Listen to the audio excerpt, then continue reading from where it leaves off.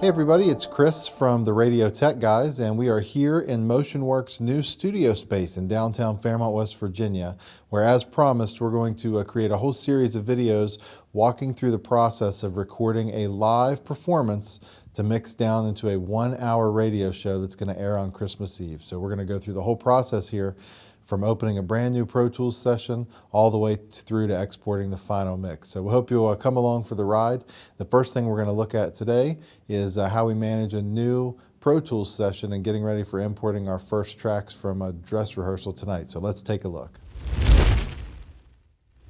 Okay, so one of the things that I like to do every year when I get started with this new Christmas mix is to go back to the previous year and kind of use that as a starting point, because I have a lot of things in there that I did in the year before that I'm probably going to use again. Now, I do have a couple ideas about this year. There are some things different about this year. Some instrumentation is different.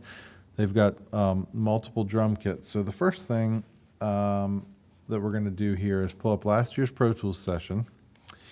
And one of the things that I like to do first is get rid of all of the audio assets that exist in here from the previous years, because we're certainly not going to use actually, I don't even have to do that, because one of the things we'll do is save this as a template when we're done. We'll save this as a template without the audio.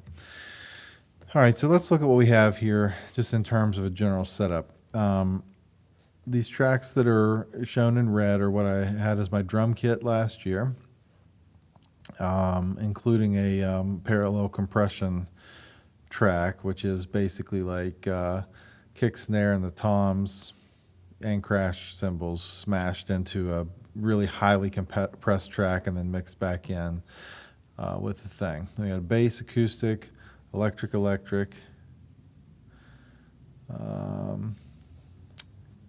two stereo keys. We'll have 3 stereo keyboards this year. So one of the things we can do is right now we're going to go ahead and just duplicate this track without any of its audio with it, but I will keep its group assignments and everything else. I don't know what exactly keyboard that is yet, and this is actually going to be keys 3.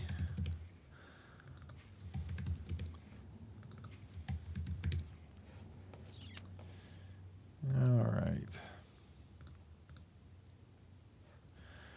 So now we have 3 keyboard channels. We do not have chimes this year.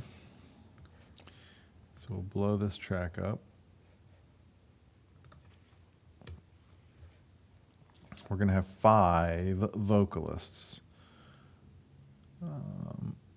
which is fine. We had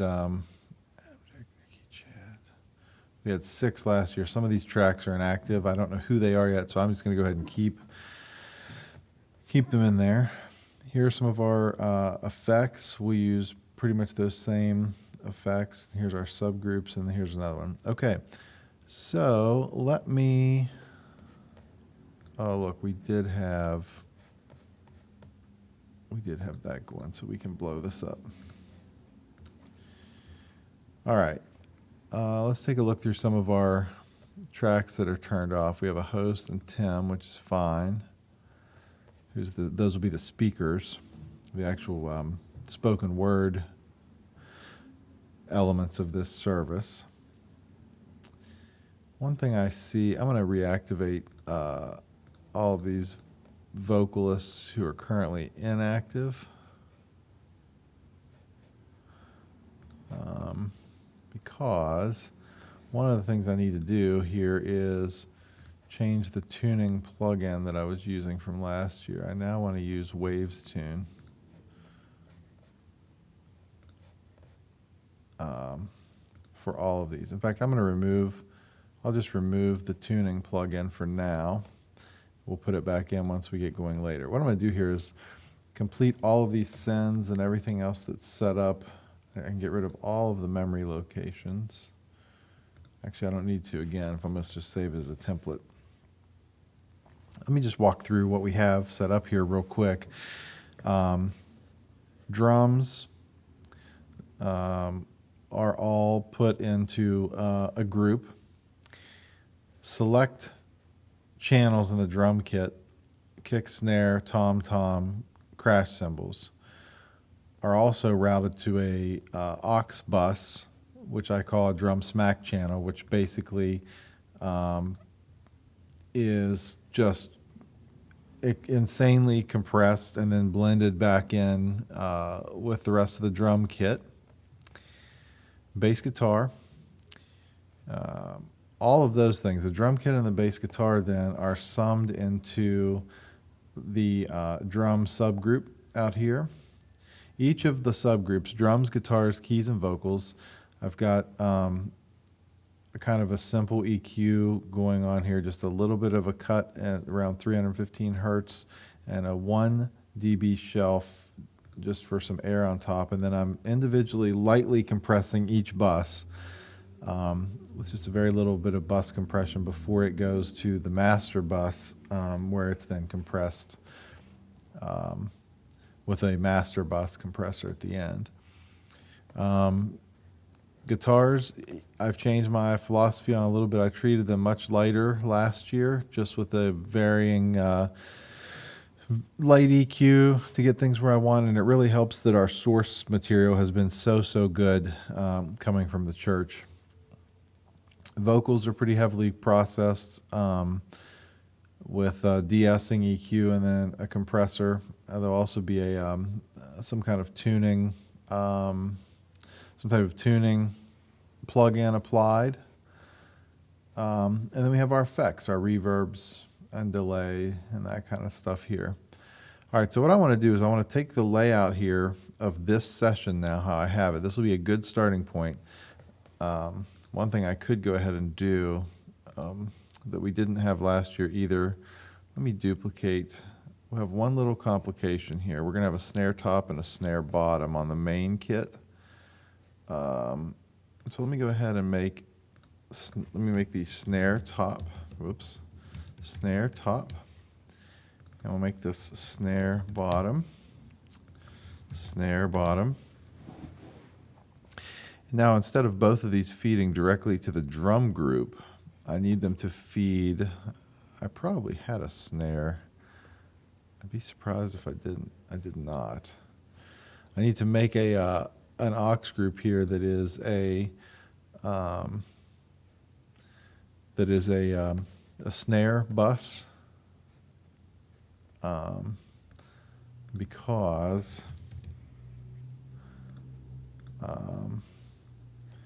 I need to group them together and then treat them as one. So what we'll do here is we'll insert another new track. This is actually, instead of an audio track, though, is going to be an aux input. And he'll be called snare, all caps. And his input will set to this bus 11, this kind of generic bus that we just made up called snare. And then we take the snare top and snare bottom channels, and their outputs become, instead of going to the drum subgroup, they both go to the snare bus, which is right here. And then all I have to do here is take off however I'm gonna process the snare like that. I should make its color red also so it matches the rest of the drum kit. Okay, then what we do here is we need to make a template out of this, and we can choose save as template. Okay, so we're going to save this. Actually, one more thing. Let's duplicate. Since we know there's two drum kits, sorry, I know there's been a lot of changing. Let's duplicate these tracks to have our second drum kit. Because we are going to have a second drum kit. It will not have a snare bottom. So in this case, I can make it just have one snare drum. I can get rid of these, since it will only have a snare top, and send its output out the drum bus, like that. It's going to be kind of interesting to see as we get into this how two drum kits is going to work. But all right, let's save as a template. In post-production, we're going to call this 2016 CRC bass template. It's a basic stereo mix. Oh, I'm sorry, that's just a name I can use. How about this? 2016 CRC bass. In the post-production area, say OK. So what's super cool about that is we can close this session now. And then when we go to make a new session, when we have our first set of tracks in here, we're going to create a template from the CRC bass session. It's going to be a 24-bit 48 kilohertz session. And when we say OK, it's going to ask us where we want to save it, of course. So let's make a new folder for 2016 CRC Christmas Radio. Radio bass. And when it fires up here,